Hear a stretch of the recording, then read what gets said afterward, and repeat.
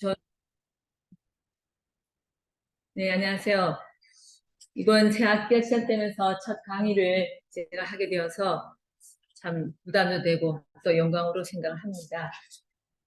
제가 항상 이제 강좌를 하면서 거의 여러분들과 소통하는 그런 관계 속에서 강좌를 했는데 오늘은 줌으로 여러분을 만나게 되니까 조금 긴장도 되고 좀 분위기가 딱딱할 것 같은데 아무튼 이 새천년이 되면서 우리가 오늘날 겪고 있는 이 기후 위기라든가 또 수많은 사람들의 자살과 사고, 다양한 지금 충격적인 일들이 우리 주변에서 일어나고 있습니다. 그래서 이런 것을 보면서 지금부터 한 20년 전에도 앞으로 미래 새천년에는 어떤 일이 일어날 것인가에 대한 예견 속에서 가장 중시되는 것이 생명과 영성이라는 이런 문제의식이 있어가지고 제가 한 오래전에 그때 박사학위 할 때 동학 천도교의 생명과 수련과 생명 사상에 대한 그 박사 논문을 썼는데 그 가운데 천도교 수련법 또 뭐 영성 이런 얘기들을 많이 했던 것 같습니다. 그 이후에도 여기에 관련된 글들을 많이 썼는데 이것을 요약해가지고 논문으로 발표했던 것들을 중학대원생 여러분들과 함께 다시 한번 살펴보자는 의미에서 글을 썼습니다. 근데 이게 좀 논문 형식으로 썼더니 좀 딱딱해서요. 제가 좀 풀어서 여러분들과 같이 얘기를 해보고자 합니다. 특히 현실적인 문제, 환경 문제, 또 인간성 상실, 인간성 파괴 이런 위기의식 속에서 가장 우리가 주목해야 될 것이 천도교의 우리 동학의 정신적인 수련 여기에 좀 집중해 보고자 합니다. 그래서 우리 우선 보면은 제가 이제 대외적으로 쓴 논문이기 때문에 스승님에 대해서 존칭어를 구사하지 못했습니다. 양해를 부탁드립니다. 일단 한번 읽어보면요. 우리 동학은 19세기 중엽 고한말의 대내외적 위기 속에서 보고간민의 문제의식을 가지고 구도에 정진하던 수은 최재우 선생의 결정적인 종교 체험에 의해서 성립되었습니다. 수은 선생님은 당시 고통받던 민중들의 새로운 세상에 대한 갈망에 부응하여 다시개벽의 역사적 필요성을 부르짖음으로써 많은 호응을 얻었습니다.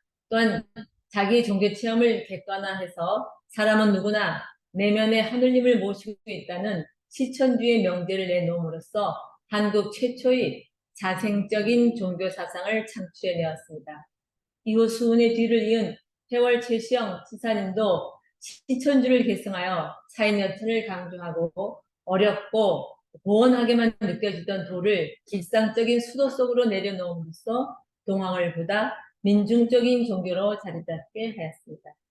그리하여 동학혁명이라고 하는 한국 최초의 민중에 의한 사회적 실천운동을 전개하게 됩니다.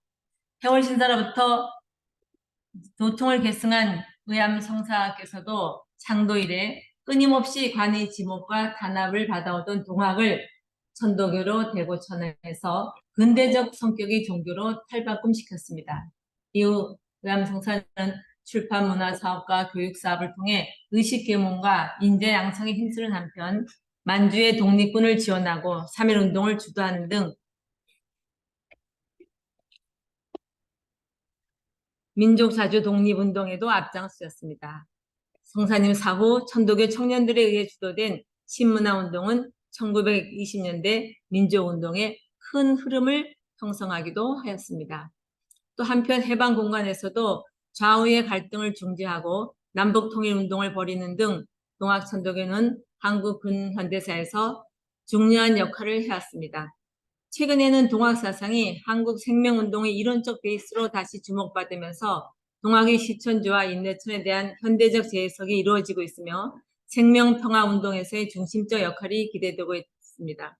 특히 동학의 수련과 영성은 시민운동이 단지 투쟁 방식을 통한 제도의 변화를 기하는 데 그쳐서는 안 되며 보다 근본적인 인간의 변화에 기초해야 한다는 자각과 함께 주목받고 있습니다.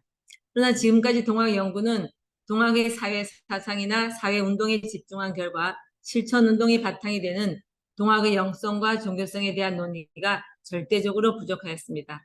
동학의 영성을 뒤로하고 동학을 말하는 것은 마치 약의 성분을 모르면서 효능이나 성과에만 관심을 두는 것과 같다고 하겠습니다. 따라서 본 강의는 동학천도교의 역사 속에서 면면이 이어져 오고 있는 시천주 체험을 통한 내면적 자기 변혁으로서의 수련이 밖으로 확정되어 나타난 동학의 사회적 실천운동에 앞서 동학의 내적인 힘인 수련과 영성에 대해서 살펴보고자 합니다. 최근에 제가 이제 사회운동 하시는 분들하고 행사를 했는데 대체적으로 동학천도교에 대해서는 그냥 외부적인 어떤 그런 사회운동으로서밖에는 이해를 못했는데요. 특히 남북통일운동에서 3.1 재헌운동이라든가 그때 여성의 역할에 대해서 그 강의를 듣고 모든 여성들이 깜짝 놀라는 그런 일도 있었고요. 그 다음에 또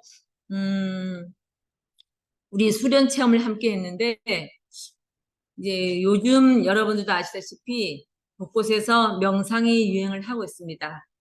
불교 계통에서도 티베트 명상, 또 그 다양한 명상, 인도에서 온 여러 가지 명상들을 하면서 자기 마음 수련을 하고 마음을 다스리고 정신 수양을 하고 있는데 그러면서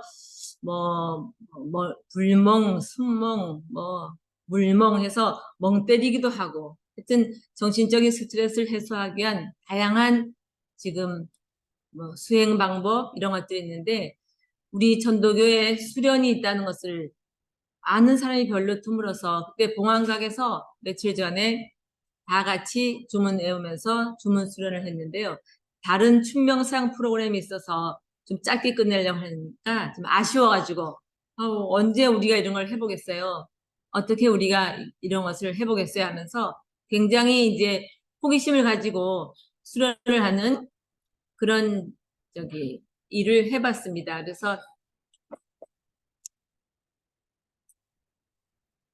여러분들도 이제 우리가 앞으로 동아천도교가 우리 사회에서 해야 할 일들, 할 일이 많다고 하는데 그 일을 하기 위해서는 일단 우리 내적인 힘을 키워야 되는데 내적인 힘을 키울 수 있는 그것이 천도교의 수련이라는 말씀을 드리면서 수련과 영성에 대해서 한번 살펴보고자 합니다. 그래서 수원대신사님의 종교 체험과 실천주에 대해서 한번 살펴보겠습니다. 특히 동학은 경신년 대신사님의 신비 체험으로 결정적인 계기를 마련하지만 그 체험 이후에도 대신사님은 계속 닫고 단련하는 수련을 1년 이상 계속해 나갑니다. 도를 받은 경신년 4월부터 이듬해 신유년 6월까지 대신사님은 자신의 체험을 반성적으로 성찰하고 또 객관화시켜서 사람들에게 가르칠 수 있는 어떤 학적 체계와 공부의 절차를 마련하였던 것으로 보입니다. 그는 또 내 또한 거의 한 해를 닫고 헤아려 본즉 또한 자연한 이치가 없지 아니하므로 한편으로 조문을 짓고 한편으로는 강령의 법을 짓고 한편은 잊지 않는 글을 지으니 절차와 도법이 오직 21자로들 따름이라 하여 결정적으로 시천주라고 하는 명제를 내놓고 조문을 지어서 사람들을 가르치게 되었던 것입니다. 시천주는 두 가지 측면에서 수온이 신비체험을 객관화, 보편화한 것인데 하나는 하느님의 존재를 초월적인 존재에서 내유신령으로 내재화시킨 것이며 또 하나는 자기의 신비체험을 모든 사람들에게 확대하여 모든 사람이 자기 안에 거룩한 하느님을 모시고 있다는 것을 보편화시킨 것입니다. 이 시천주 사상이 확립되고 나서 비로소 동학일 수 있게 되었습니다. 물론 동학의 창대는 아버지로부터 물려받은 유교적 소양과 불교와 선도 그리고 서학까지 아우르는 폭넓은 관심이 깔려있는 것은 확실합니다. 하지만 무엇보다도 동학의 설립 배경에는 흔히 유불선 합일이라고 불리는 단순한 종교 혼합주의로 설명될 수 없는 그 독자성이 있습니다. 그것은 바로 대신사님의 궁극적 실제와의 만남이라는 신비 차원과 그것에 대한 철학적 반성의 결과물인 시천주의 자각입니다. 특히 시천주야말로 동학을 단순한 유불선의 혼합 종교가 아닌 동학으로서의 독자성을 갖게 하는 핵심 요소라고 할 수 있습니다. 사실 대부분의 종교는 이 신비 체험을 중시하는 종교에서는 신비 체험을 통해서 모든 것을 얘기하기 시작하는데 대신사님은 이 신비 체험을 끝나지 않고 특히 종교 체험에서도 몇 단계를 거칩니다. 처음에는 밖으로부터 세상 사람이 나를 상대를 하는데 너는 상대를 모르냐 하면서 외부적으로 바깥에서부터 소리가 들려오는 그런 체험을 통하고, 그 다음에는 또 내유 강화지교가 열려서 하느님과 문답을 주고받는 과정을 또 거치고, 나중에는 오심증이여신 하느님 마음이 수은 바로 내 마음이다 하는 신비 체험의 종류도, 종교 체험의 종류도 한 3단계로 이렇게 이어지고, 그것이 오랫동안 이 체험을 한다는 것이 다른 그 종교적인 창시자와는 다른 모습이라고 할 수 있습니다. 그리고 이것을 철학적으로 반성해서 이렇게 시천주라는 독자적인, 정말 최초의 이렇게 독자적인 이 사상을 내놓는 것도, 이것이 좀 우리 특별한 동학 천도교의 특성이라고 말할 수 있겠습니다. 신비 체험은 사실 반드시 우리 수은대신사가 아니라도 많은 사람들이 해왔습니다.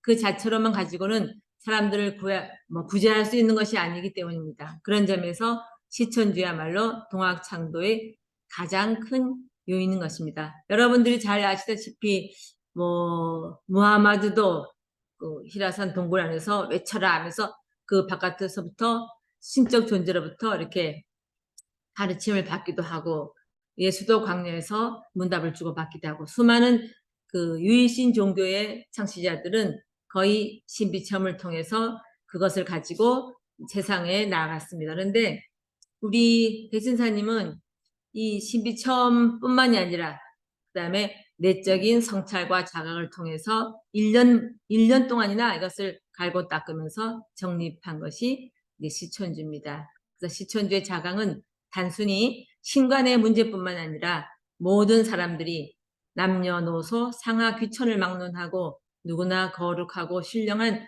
하느님을 모신 우주적 주체라는 인간관의 변화로 나아가고, 그것이 결국 나중에 동학혁명의 모티브가 된다는 점에서도 매우 의미 있는 것이라고 하겠습니다. 또한 시천주는 또한 새로운 신앙 방법과 소양론을 제시하고 있습니다. 시천주는 사람은 누구나 하느님을 모시고 있다는 것을 천명한 것입니다. 사실 우리는 알미 없이는 모실 수가 없습니다. 그러나 알미라는 것도 남의 말을 듣거나 또 내가 보아서 아는 것도 있고 생각해서 아는 것도 있어. 또 내 몸과 마음으로 직접 느끼고 체험함으로써 생기는 알미 있습니다. 하느님은 눈으로 볼 수도 들을 수도 없고 개념화할 수 있는 인식의 대상이 아닙니다. 그러므로 직접 체험하지 못하면 도저히 알 수가 없는 것입니다. 그러므로 각각 안다는 것은 사람마다 이를 직접 체험한다는 말이며 마음으로 깨달았다는 말입니다. 그리고 옮기지 않는다는 것은 몸과 마음이 그 상태에서 떠나지 않는 것을 말합니다. 이에 해월 신사는 마음과 하늘이 여기면 사람이 다 시천주라고 말할지라도 나는 시천주라고 이르지 아니리라 고 하셨는데, 자기가 하느님을 모신 존재라는 것을 깨달음으로써 진정한 시천주를 아는 것이며, 내 마음과 하늘이 어기지 않아야 사실 시천주가 되는 것입니다. 내 마음이 바로 내유신령이자 하느님임을 알고 내 육신이 기화작용을 통하여 하느님을 모시고 있음을 실제 체험함으로써 마음을 믿고 극진히 공경하고 정성하는 것이 바로 하느님을 모시는 것이자 시천주의 신앙입니다. 또한 이것을 수도법으로 제시한 것이 수심정기라고 할 수 있습니다. 여러분, 수심정기는 우리 대신사님이 논학문에 보면 서학과 다른 어떤 우리 동학의 구체적인 수행법을 설명하셨는데요. 수기심 정기기 솔기성 수기교 하추러 자연지주냐 이렇게 말씀하시는데, 수기심, 맨 처음에 하느님 모심을 체험하고 그 마음을 지키고 그 기운을 바르게 하고, 솔기성, 자기 하느님으로 맡은 성품을 거느리고 그 하느님으로부터 가르침을 받는 가운데는 자연한 가운데 되지만, 서학은 이렇게 그냥 하늘에 대고 그 빌어대기만 하는 그런 것에 대한 그 차이를 분명하게 제시한 그 내용이 있죠. 여러분도 아시다시피. 수심정기는 시천주의 구체적인 방법이면서 하느님을 직접 체험하고 또한 믿어서 지성으로 공경하는 마음, 심적 또 신체적 태도를 의미합니다. 한편 수는 내 몸에 모신 하느님을 마치 부모님처럼 섬기는 것이 시천주의 주자의 의미라고 하였습니다. 그러니까 여러분 논학문에 그 주자 풀이할 때 주라는 것은 친기존이 여부모 동사자라 존칭하여 부모와 더불어 같이 섬기는 것이다. 이렇게 말했는데요. 이 부분을 이제 일반 다른 종교인들하고 얘기하면서 특히 이제 오늘날 여성운동 하시는 분들하고 얘기하면서 종교운동 하는 분들도 하나님, 절대자에 대해서 하나님 아버지시여, 그러니까 가부장적 사회 속에서의 절대적인 존재는 거의 다 남성 명사로 불려지잖아요. 하나님 아버지. 그러니까 또 이에 대한 반작용으로 하나님 어머님은 안 되냐, 또 하나님 아버지냐, 하나님 어머니냐, 이분법적인 사유가 아니라 우리는 신기존이여 부모 동사자. 우리는 절대적인 존재를 부모님이라 했다는 것은 남성성과 여성성을 아우르면서 이것을 넘어선 것으로 우리는 해석하였다 했을 때 시천주 설명할 때 사람들이 굉장히 놀라고 감동하는 이분법적으로 하나님 아버지냐 절대적 그러니까 가부장적 문화로서 오늘 종교에 대한 비판적 요소가 되는데 우리 대신사님은 친기존이 부모라고 하였다. 천지 부모 일체다. 해올스타님은 말씀하셨다니까 여기서 이제 모 세계적 여성 신학자는 정말 동학 천독에 너무 어드밴스해요. 이제는 미래적이라는 거예요. 이런 이야기를 하면서 굉장히 호기심을 가지고 요새 연구하는 사람들이 주변에서 늘고 있습니다. 다시 말해서 모든 생명체는 하느님의 덕으로 숨쉬며 움직이며 성장한다는 것을 알고 지극한 마음으로 공경하는 것이 시천주의 신앙이며 수도입니다. 따라서 대신사님은 나는 도시 믿지 말고 하느님만 믿었어라. 내 몸에 모셨으니 작은 취원하단 말가 라고 해서 하느님을 나를 떠나 멀리 밖에서 찾지 말고 자기 속에서 찾으라고 하여 시천주를 가르쳤습니다. 또 보면은 천주했죠. 천에 다시 인격성을 그러니까 유교에서는 천을 절대적인 어떤 존재로 생각하지만 그것을 인격적인 의미는 아니거든요. 그러니까 천지의 원리, 이치 이렇게 설명하고 있지만 이것의 인격성을 부여함으로써 약화된 공경의 의미를 회복하였다고 볼 수 있습니다. 또 그것을 다시 또 내면화시킴으로써 시천주로서 절대적 권위에 의존하여 구원을 얻는 타율적이고 기복적인 신앙이 아니라 나의 마음을 살펴서 내 안에 거룩하고 신령한 존재를 자각하고 그 마음을 지켜가는 자율적 신앙으로 승화시켰습니다.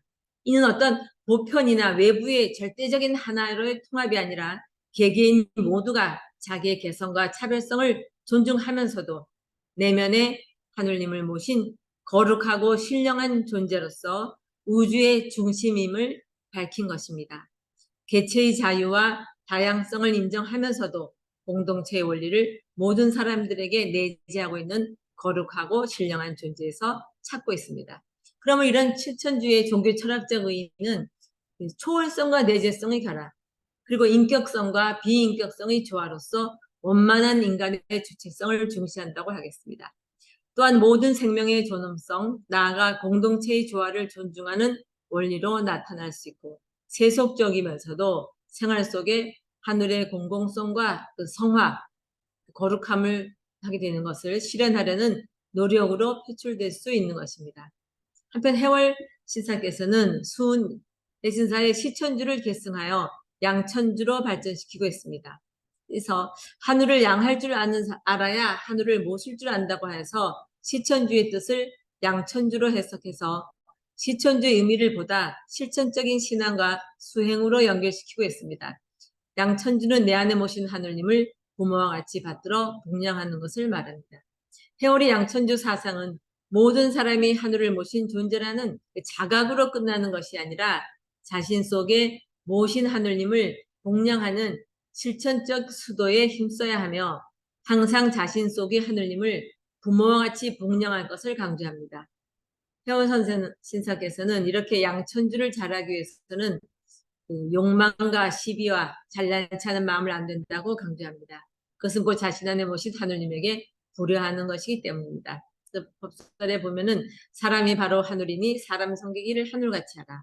내 제군들을 보니 스스로 잘난 체 하는 자가 많으니 한심한 일이요. 도에서 이탈되는 사람도 이래서 생기니 슬픈 일이로다. 나도 또한 이런 마음이 생기면 생길 수 있느니라.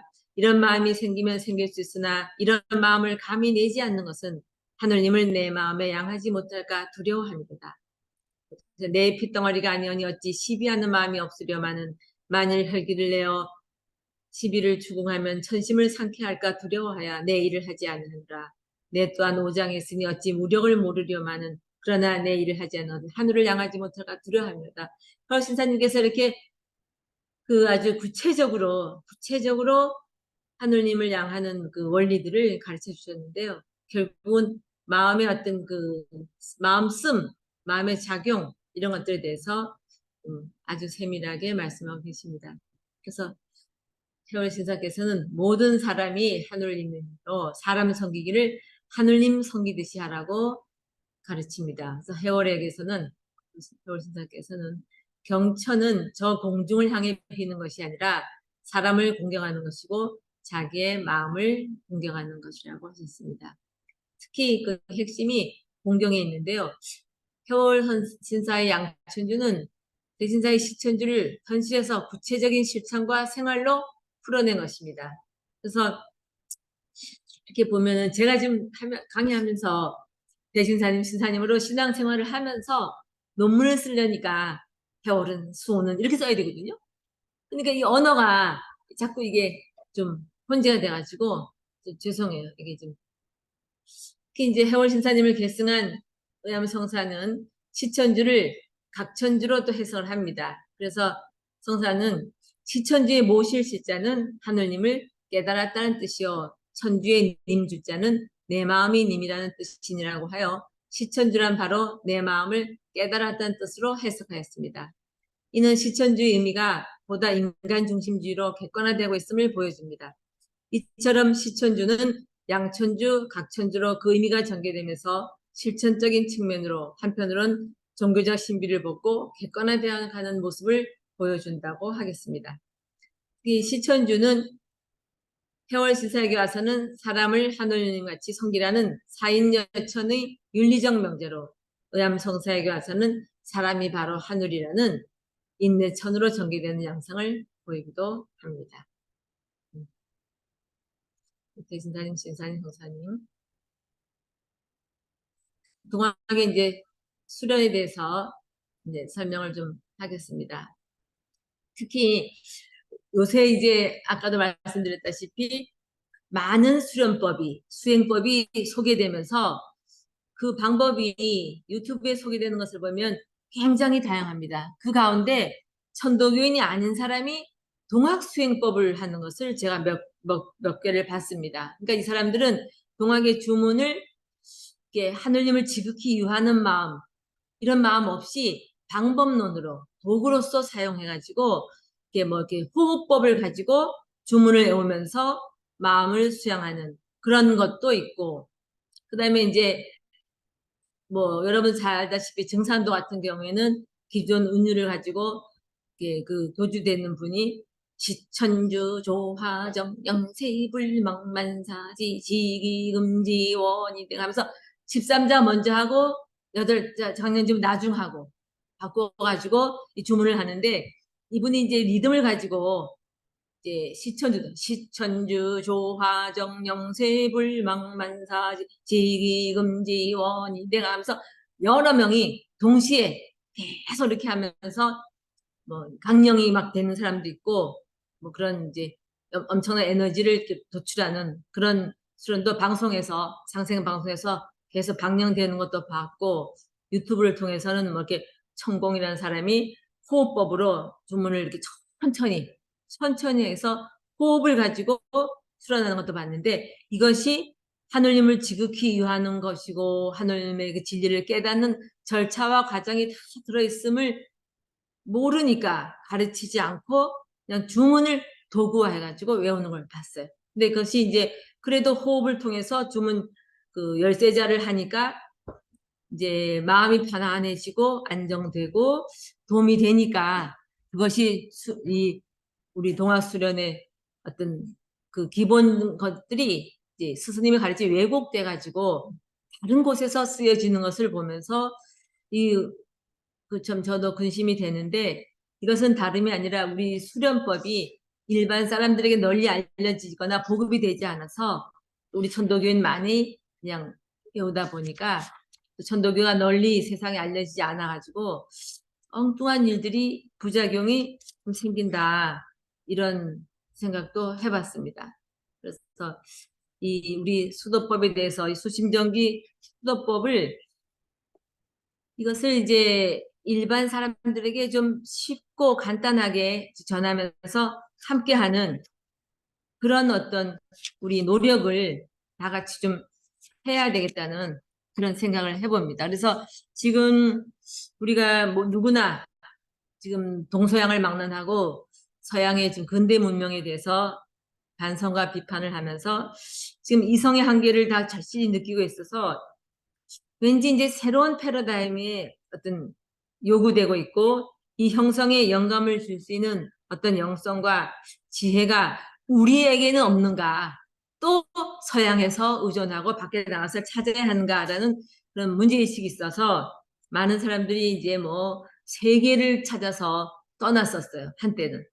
제가 알고 있기만 해도 1997, 8년도 특히 새천년을 맞이해가지고 티벳에도 가고 아프리카도 가고 인도도 가고 많은 사람들이 세계 영성 지도자를 찾아서 막 순례하다가 그러다가 하는 순간이 있었나 봐요. 그 정신 세계사에서 이제 우리 스승, 우리 스승에서 찾아야 되겠다 해서 다시 돌아와 우리 스승을 찾았는데, 그 우리 스승 우습게 보지 말라 하는 그런 어떤 자각 속에서 해월 신사님을 이제 발견해서 해월 신사님에 대한 영성에 대한 소개를 많이 한 적이 있었어요. 그래서 우리 이런 문제의식 속에서 세계 정신사에 기여할 수 있는 우리 사상과 그 철학에 대한 어떤 그런 검토가 좀 그동안 없었다는 것을 반성하면서 지금 우리 현실 문제를 극복하기 위한 지혜를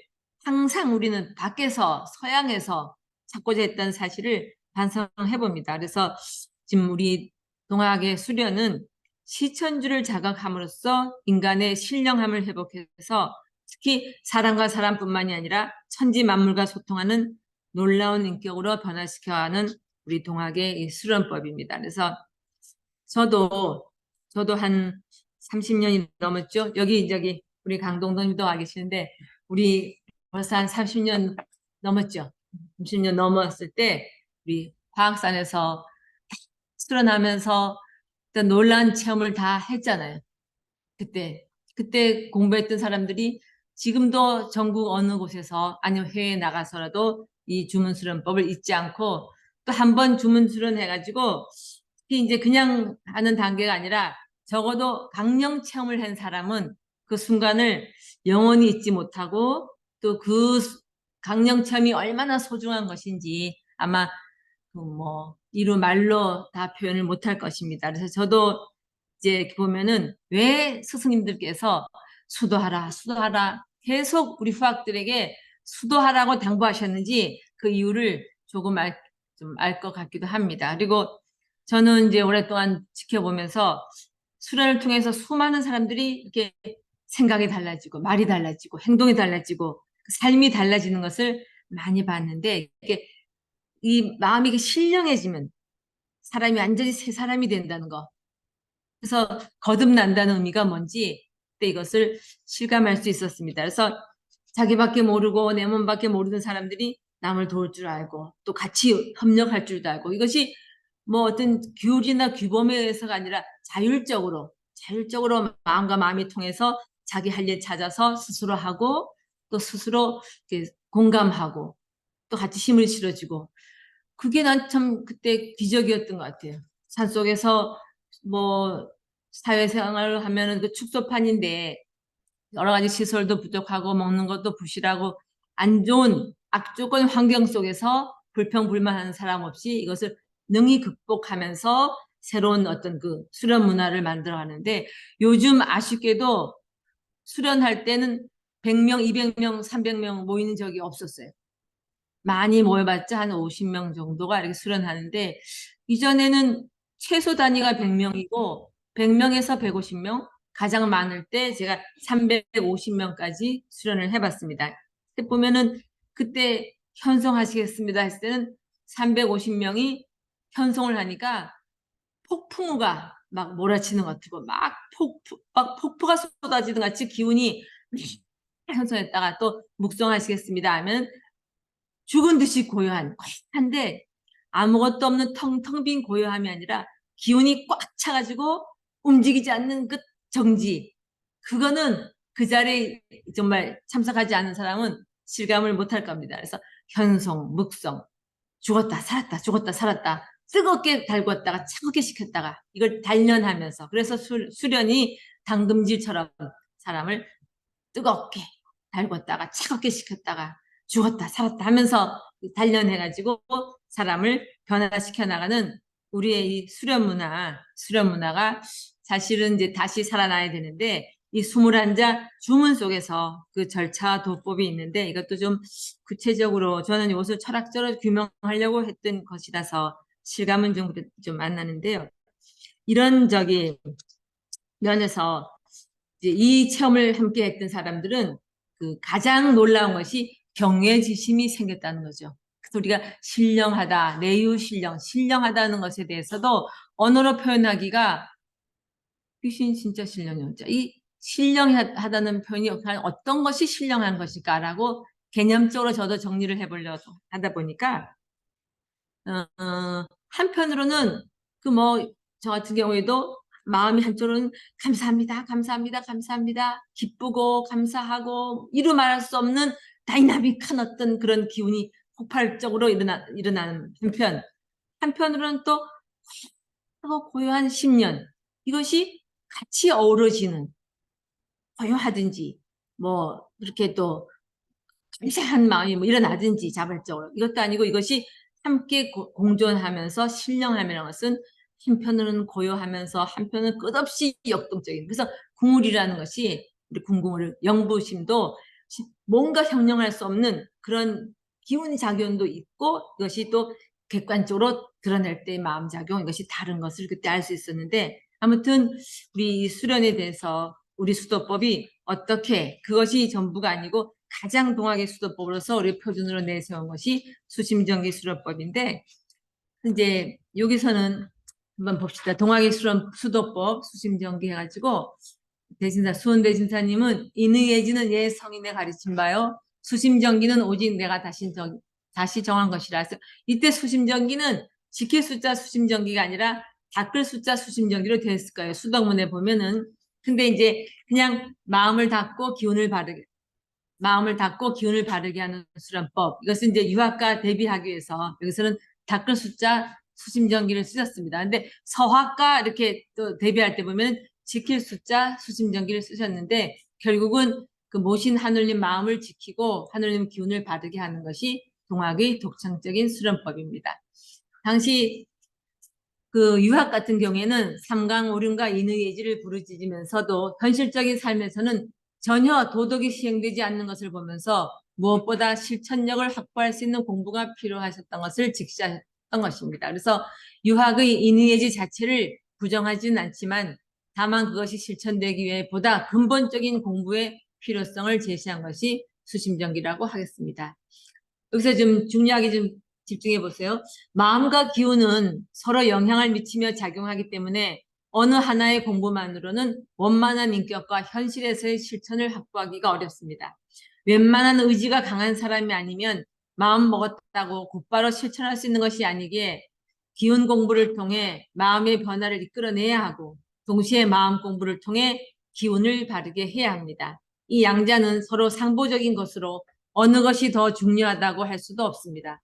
우리 동학천도교 수련은 이 둘을 겸비하여 원만한 인격을 완성하는 데 특징이 있다고 하겠습니다. 그래서 우리가 현성막 할 때는 이것은 사실 기운 공부거든요. 기운이 약하면은 마음도 소심해지고, 그런데 기운이 강해지면 자신감도 있고 실천력도 강해집니다. 그래서 기운도 강하게, 마음도 맑고 밝게, 정명사 바르게 이렇게 해야 되는데 그것도 우리가 좀 정리할 필요가 있고요. 10분 남았죠. 예. 그다음에는 수심정기법을 가지고 마음 공부, 기운 공부, 또 성품 공부까지 구체적으로 하면 다 해야 됩니다. 그다음에는 이제 수도의 자세로서는 성경신을 말씀드리겠습니다. 수도를 어떤 방식으로 하느냐에 앞서서 더 중요한 것은 어떤 마음으로 하느냐입니다. 그래서 배신사님은 수도에서 가장 중요한 자세로서 성경신을 강조합니다. 그런 동경대전 좌잠에서 우리 도는 넓고도 간략하니 많은 말을 할 것이 아니라 별로 다른 도리가 없고 성경신 석자이니라 라고 하셨습니다. 이 내용은 강소 선생이 대신사님한테 어떻게 하면 도를 잘할 수 있습니까? 라고 질문을 하였을 때 내린 답입니다. 그 자잠이란 것은 이것이 제목이 시사하는 바와 같이 수련하는 사람이 좌우명으로 삼아야 하는 자문과 같은 것이므로 여기서는 성경신을 강조했다는 것은 이것이 동학수도의 좌우명에 해당한다는 것을 의미합니다. 용담유사에서도 성경일자 지켜내어 차차차차 닦아내면 무국대도 않으려가 시오시오 그때 오면 도송입도 않으려고 해서 공자 말씀 본받아서 성경일자 지켜내어 선왕고를 일천이 그같이 혐의되며라고 하였습니다. 그러니까 성경신을 강조하셨다는 것을 알 수 있고 또 해월 신사님도 성경신에 대해서 또 강조하십니다. 우리 도는 성경신 세 글자 있느니라. 만일 큰 덕이 아니면 실로 행하기 어려운 것이요 과연 성경신에 능하면 성인 되기가 손바닥 뒤집기 같으니라고 하셨습니다. 그런데 우리 동학에서의 성경신의 대상은 사실 윤리적인 의미가 아니라 내 안에 모신 하늘님입니다.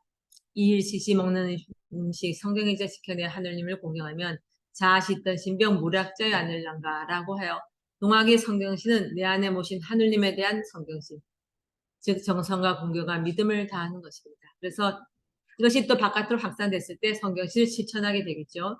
그래서 우선은 내 안에 모신 하늘님을 부모님처럼 공경하라 하였고 무지한 세상 사람 아는 바 천지라도 병해지심 없었으니 아는 것이 무엇이며 라고 하여 병해지심이 모든 알매 우선하는 마음가짐이라고 하였습니다.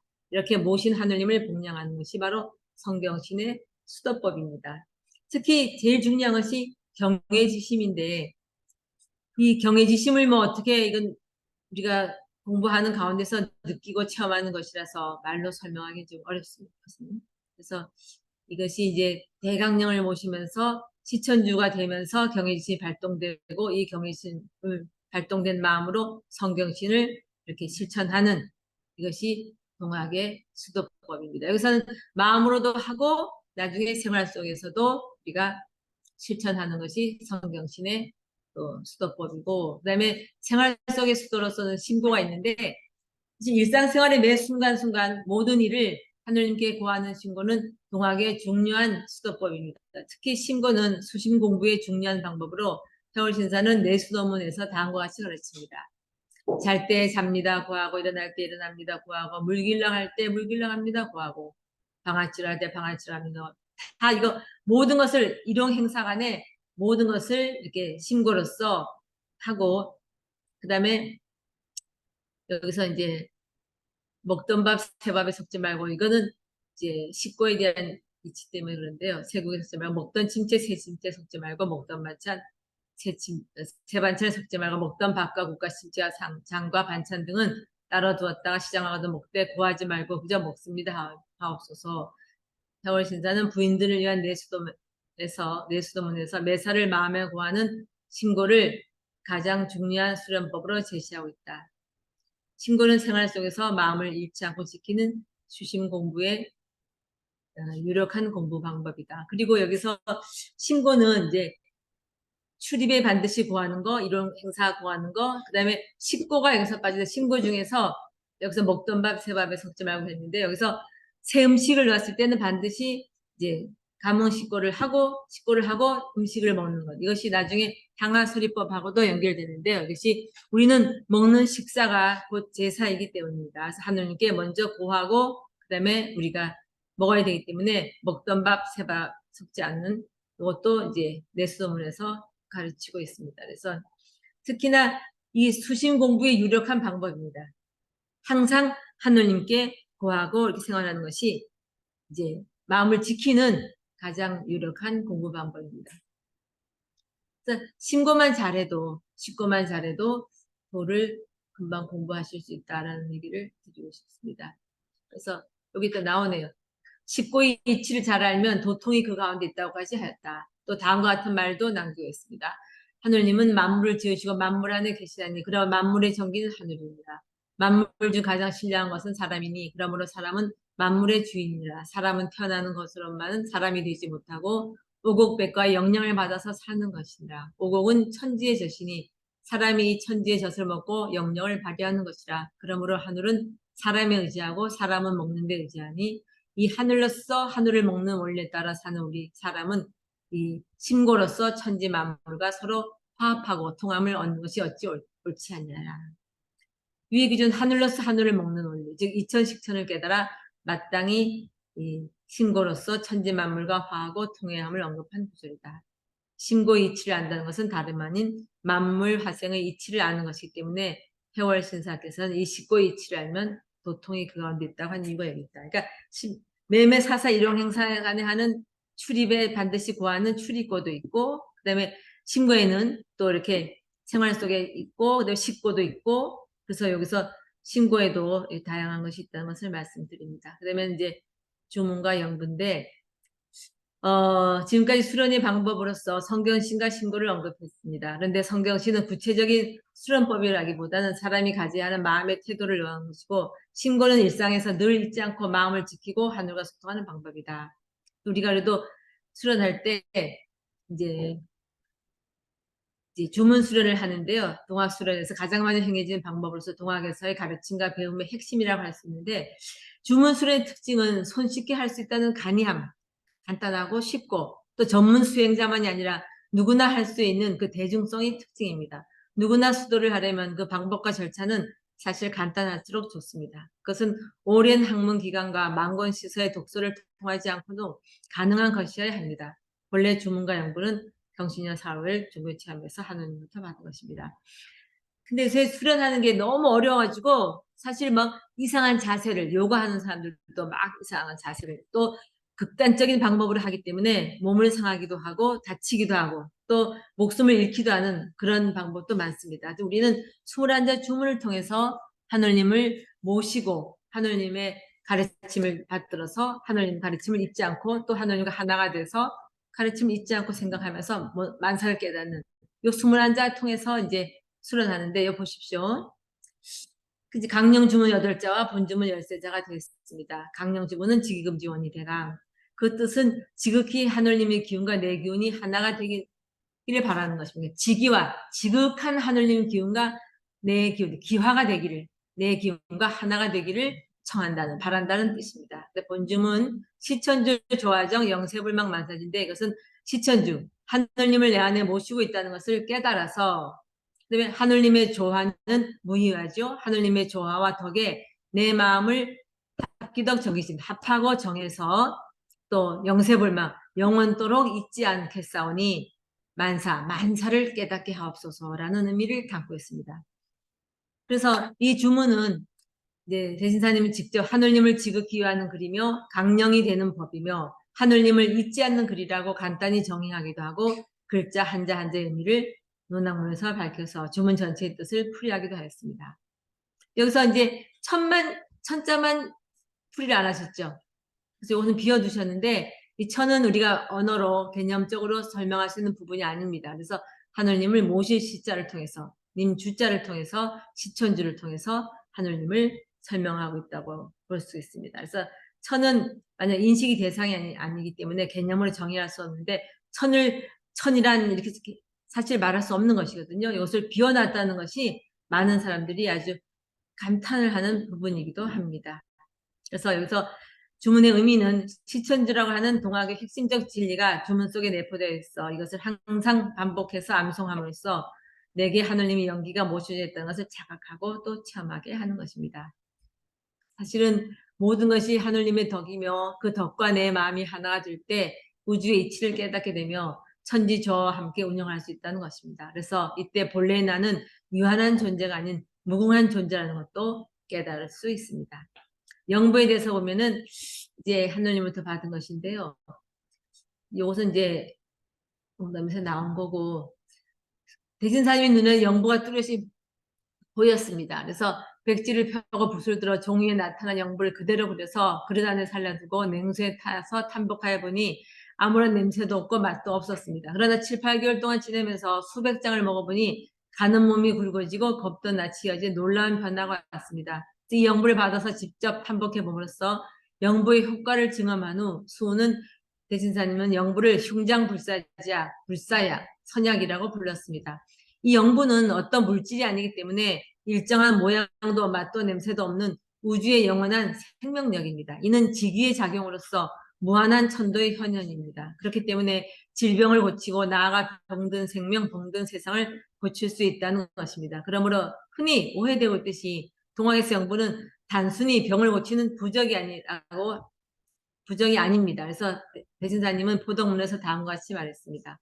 나도 또한 그 말씀을 느껴 영부를 받았어서 물에 타서 마셔본 즉 몸이 윤택해지고 병이 낫는지라 바야흐로 선약인 줄 알았더니 이것을 병이 썩음에 이르는 즉 혹 낫기도 하고 낫지 않기도 하므로 그 까닭을 알 수 없어 그 이유를 살펴본 즉 정성 들이고 또 정성을 들여 지극히 하느님을 유하는 사람은 매번 들어맞고 도덕을 순종치 않는 사람은 하나도 효임이 없었으니 이것은 받는 사람의 정성과 공경이 아니겠는가. 그래서 사실 영부는 그 자체가 신비적인 부적이라기보다는 하늘님의 생명력이 약동하는 모습입니다. 또한 사람의 정성과 공경에 의해서 가능합니다. 그래서 동학의 영부는 종이에 형상화된 모양이나 의미보다는 마음에 약동하고 있는 하늘님의 영기의 상징입니다. 그래서 하늘님의 감흥을 받을 수 있는 자신의 마음 상태, 즉 정성과 공경과 믿음을 중시할 수밖에 없습니다. 이 영부는 단순히 육체적 질병뿐만 아니라 정신적 질병과 사회적 질병을 치유하는 것으로도 이해될 수 있습니다. 대신사께서 다시 개병을 부르짖은 것은 결국 영부심을 깨달아서 자신의 육체와 정신의 질병을 모두 사회적 질병을 치유하자는 생명 살림의 운동이었다고 할 수 있습니다. 근데 사실 여기까지 하는데요. 이제 영부에 대해서 좀 잘못된 논문들이 많이 나와 있어요. 동학 수련도 안 하고 이제 천도교인도 아니고 동학 연구자들 사이에서 영부라는 것을 종래의 부적처럼 오해하고 이제 풀어낸 것도 있고 또 이 용담사를 보고 이제 영부를 받아서 물에 담가서 먹었다. 물에 태워서 냉수 입에 떠다가서 이렇게 잠복했다는 게 그걸 또 자기가 잘못 오해해가지고 물에 담궈서 먹었다는 어떤 논문이 하나 나오니까 또 재인용 돼가지고 내가 학교에서 애들 이거 레포트를 냈더니 거의 물에 담궈 먹었다. 그러니까 무슨 그 자체에 무슨 약성이 있는 것처럼 그렇게 오해된 것도 있고 그다음에 또 부적처럼 생각해서 또 표현된 것도 있고 또 어떤 사람은 또 영부를 깨치면 만병통치 영리하기를 해가지고 영부를 받아보지 못하고 문헌으로만 접한 사람들은 또 뭐 그 영부가 뭐 또 현무경이다 뭐 이렇게 또 오해해가지고 그거를 또 태워는 수행을 하는 사람도 내가 만나봤어요. 그 영부는 우리가 대강령이 되면은 영부를 받을 수 있거든요. 영부 받아라 해서 받는 사람도 있고 영부가 보였다는 사람도 있고 저는 이제 영부 누가 받으라 해가지고 친구 들으니까 막 영부가 나와서 영부를 받았는데 그 이후에 수도원에서만 영부를 받을 수 있고 자유자재가 안 되면 그것도 좀 문제예요. 언제나 흉장불사지하기 때문에 시천주 신앙을 하는 사람으로서 항상 강령 상태로 강령도 처음엔 안 되다가 멈출 수 없다가 멈추고 하는 걸 자유자재. 강령도 자유자재.